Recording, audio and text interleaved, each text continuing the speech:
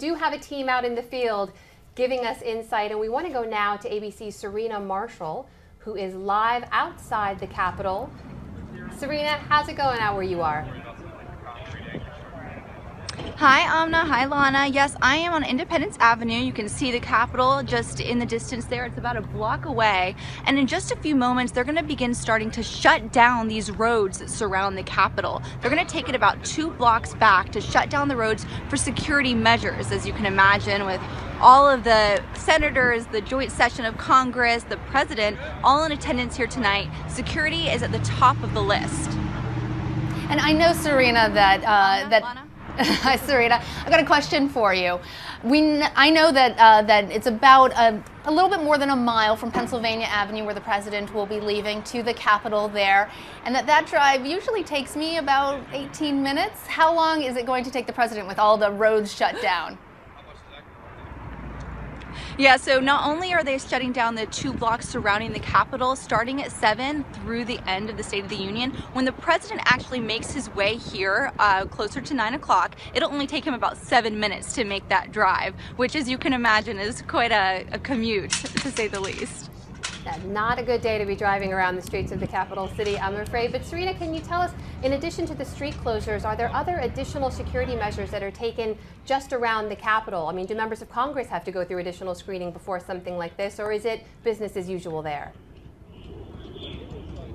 Well, they did add 2 full body scanners, the kind you see at TSA, into the Capitol earlier this week. But this is a joint effort, not just the U.S. Capitol Police, but you have the Secret Service leading the effort, you have DC Police, you have National Park Services, all coming together, going through months of planning in order to make this possible. Additionally, think of what it was like for the inauguration or the Pope, the amount of effort. You have the FBI also involved, leading the charge on intelligence. So all of these different agencies coming together in order to secure the premises. And the Capitol itself was actually shut down today for tourists and visitors at noon. So that way they could start doing the sweeps and the security settings to make sure everything was in place and they didn't have to worry about anything to happen. So Serena, for those of us who haven't been down there, would you mind just walking us around a little bit and showing us some of those security props and what it looks like around the Capitol right now? Sure. So these streets over here, this road right here leads directly, as you can see, up into the Capitol. Now, directly straight down that road there is where the president's motorcade. He's going to come up Independence and he's going to turn into the Capitol right there. Now, those streets are always blocked. You can't drive down those streets, but normally Independence, which you see right here, is open for traffic. You can see those cars in the distance, and you can see there's cars on the other side over here too. Now, in just a few moments, this road is going to be completely shut down for about 2 blocks on either side of the Capitol. So there'll be no vehicular traffic whatsoever. Now, pedestrians are going to be allowed to have some movement, but that only goes until closer to the president's actual motorcade, at which point they'll push everybody back in order to maintain a secure environment. Thanks, Serena. Now, Amna and I are both so curious, of course, about in terms of security, the person who's left behind in the bunker. Do you have any details about that? So we still don't know who the designated survivor is going to be. They normally leave that until just before the State of the Union begins because they don't want people to know who it's going to be. That's the point. He's a designated survivor. They take him away from the Capitol. So if anything were to happen here tonight, there is somebody in the secession line who can take over the reins. I mean, you have in there the president, the vice president, the speaker of the House, the top 3 people who are responsible for keeping the government running in case something happens. But they're all inside. So who that person's going to be, it will be a member of his cabinet, we know that much.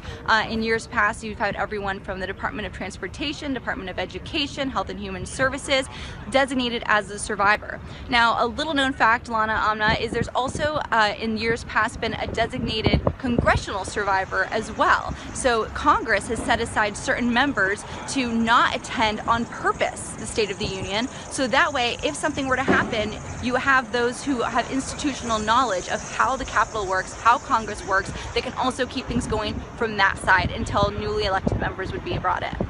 Both Republicans and Democrats represented there, Serena? Yeah, so we actually don't know. Again, they like to keep all of us in the dark on that for good reason. So we don't know who is going to be on the congressional side as well, but they do. They include both parties. See, I am fascinated by this kind of stuff when it comes to the State of the Union. There are so many steps and so many procedures that go into making this one event happen. But Serena, as you learn more about that, you're going to be sure to let us know, right?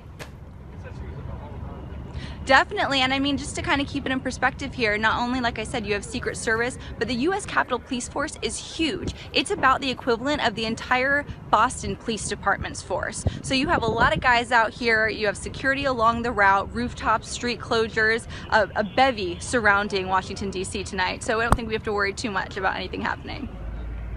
That is ABC Serena Marshall joining us live from outside the Capitol building in Washington, D.C. Serena, thank you so much.